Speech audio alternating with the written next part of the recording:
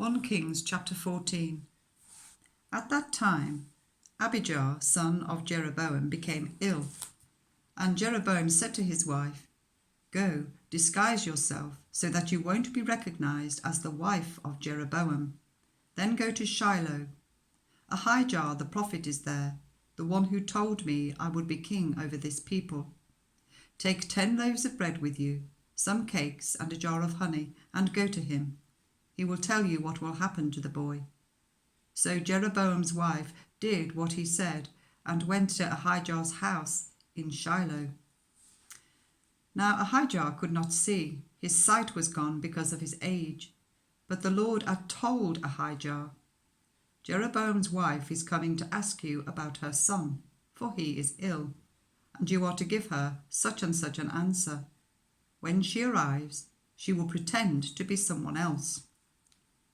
So when Ahijah heard the sound of her footsteps at the door, he said, "Come in, wife of Jeroboam. Why this pretense? I have been sent to you with bad news.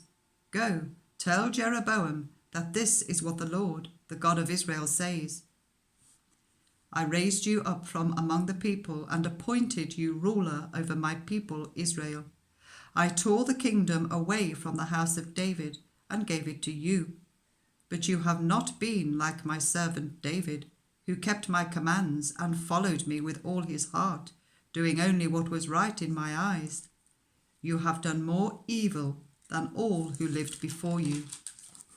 You made for yourself other gods, idols made of metal. You have aroused my anger and thrust me behind your back. Because of this, I am going to bring disaster on the house of Jeroboam. I will cut off from Jeroboam every last male in Israel, slave or free. I will burn up the house of Jeroboam as one burns dung until it is all gone. Dogs will eat those belonging to Jeroboam who die in the city, and the birds will feed on those who die in the country. The Lord has spoken. As for you, go back home. When you set foot in your city, the boy will die. All Israel will mourn for him and bury him. He is the only one belonging to Jeroboam who will be buried, because he is the only one in the house of Jeroboam in whom the Lord, the God of Israel, has found anything good. The Lord will raise up for himself a king over Israel, who will cut off the family of Jeroboam. Even now this is beginning to happen. And the Lord will strike Israel, so that it will be like a reed swaying in the water. He will uproot Israel from this good land that he gave to their ancestors, and scatter them beyond the river Euphrates, because they aroused the Lord's anger by making Asherah poles. And he will give Israel up because of the sins Jeroboam has committed and has caused Israel to commit. Then Jeroboam's wife got up and left and went to Tirzah. As soon as she stepped over the threshold of the house, the boy died. They buried him, and all Israel mourned for him, as the Lord had said through his servant, the prophet Ahijah. The other events of Jeroboam's reign, his wars and how he ruled, are written in the book of the Annals of the Kings of Israel. He reigned for 22 years and then rested with his ancestors. And Nadab, his son, succeeded him as king. Rehoboam, son of Solomon, was king in Judah. He was 41 years old when he became king, and he reigned for 17 years in Jerusalem, the city the Lord had chosen out of all the tribes of Israel in which to put his name. His mother's name was Naamah. She was an Ammonite. Judah did evil in the eyes of the Lord. By the sins they committed, they stirred up his jealous anger more than those who were before them had done.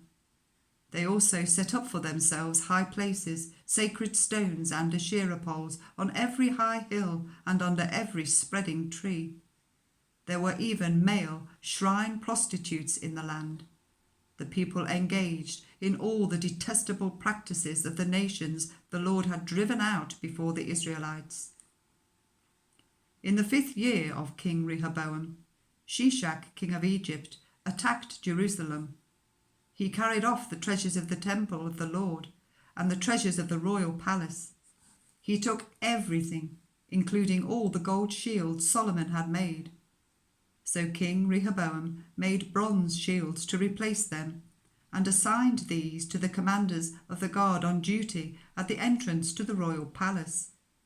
Whenever the king went to the Lord's temple, the guards bore the shields, and afterwards they returned them to the guard room.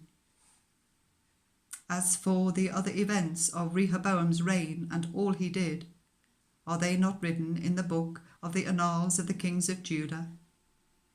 There was continual warfare between Rehoboam and Jeroboam, and Rehoboam rested with his ancestors and was buried with them in the city of David.